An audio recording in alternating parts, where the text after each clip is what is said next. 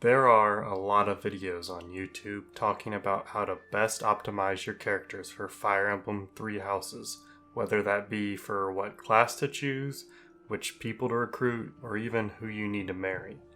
Tier lists immediately flooded any social media site when 3 houses came out, so you know exactly who is the best and who isn't.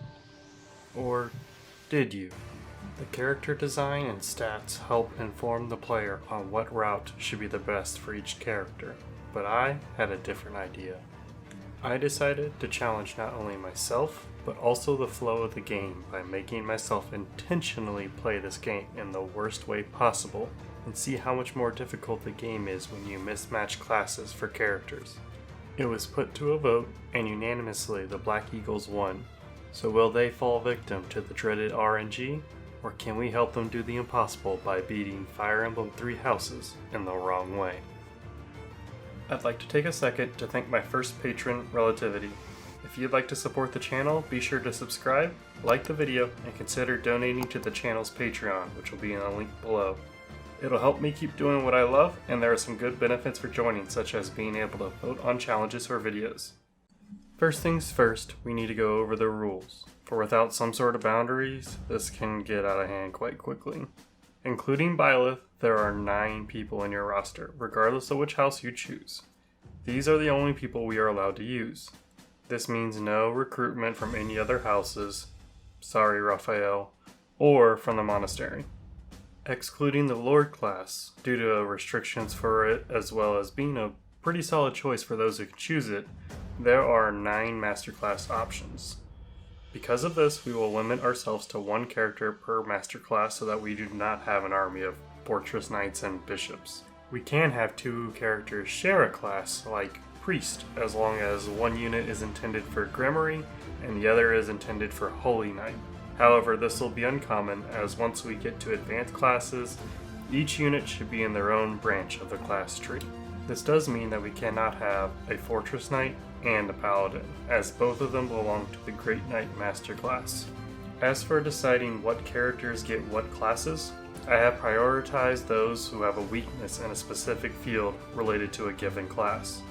In this example, since Edelgard has a weakness to Faith, I have chosen her to go down the path of Bishop. One problem is that every house has one character that does not have a weakness. In this instance, I leave them for last and they get whatever class has not been selected yet. In this case, Ferdinand happened to get Myrmidon, even though he has a strength in swords.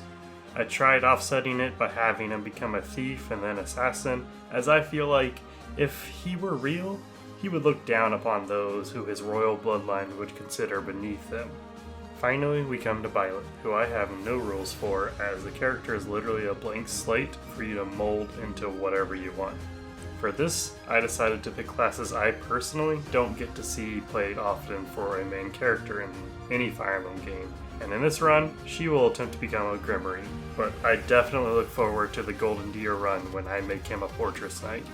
Now that we've gotten through the rules, let's get into the action. I start off by choosing hard difficulty on classic mode because anything other than that is for babies. And if Dark Souls has taught me anything, it's that difficult game equals good game design. We then get to see the slaying of Nemesis through a pretty dramatic opening cutscene. We are also then introduced to our protagonist through a voice in our head, and as we want Byleth to become a Grimoire, we must choose to play as a female. Now, Byleth has literally no emotion due to the circumstances around their birth, but man, does the female version have no emotion. Like, seriously, look at these faces and tell me there's even an ounce of life behind those eyes. Anyways, the 3 Stooges, Dimitri, Claude, and Edelgard pop up and ask us for help with some bandits, and our father, Geralt, helps guide us in battle, but I almost screw up because I decided it was a good idea to put Byleth in the front line. With that near miss, we decide that the best way to block an incoming attack is to use our spine, because reasons. We get sent to a limbo area where we get to talk to our voice in our head, which, totally sane people get to do, and then we get the power to rewind time. A power I expect to need when I'm trying to grind levels later on in the game. After that close call, we are sent to the monastery, where we get to pursue the natural progression after being a mercenary. A professor. We get through talking to all of the leaders of the houses before finally getting to select the Black Eagles as our official house. We then have the eventful half week at the monastery where we learn about the most important things, like eating and fishing.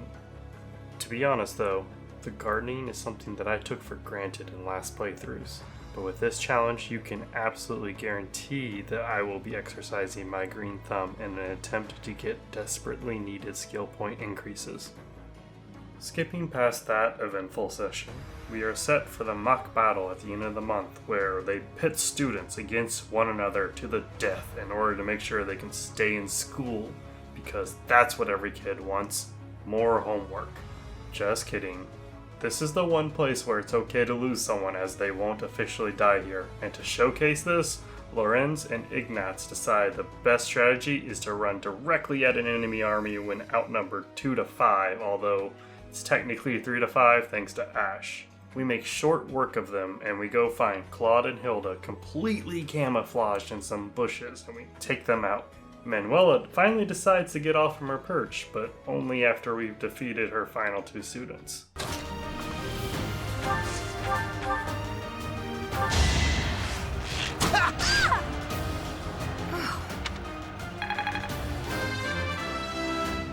Finally, we are left with Hanneman and the rest of the Blue Lions. Unfortunately, they won't let me enact my plan of just taking turns healing my badly injured characters, so we have to find a way to lure them into bad engagements. Eventually, we catch Mercedes and Dedu by themselves and take them down with relative ease, leaving us to finish off Dimitri via an axe and a bow to the face. We get our chance to cheat the game a bit by healing up some weaker units before taking on Hanneman, as Byleth gets the finishing blow and Caspar gets the MVP award. After our meeting with the house where we all get to pat each other on the back for a job well done, I realize that we have a long uphill journey, and it will all start with the bandits who attacked us at the beginning of the game. Hiring a mercenary as a professor. What was that woman thinking? Are you listening to me? How do we finish this? You die.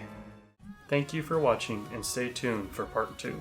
If you don't want to miss out on it, feel free to subscribe to the channel or support me on my Patreon where you can get early access to all of my videos.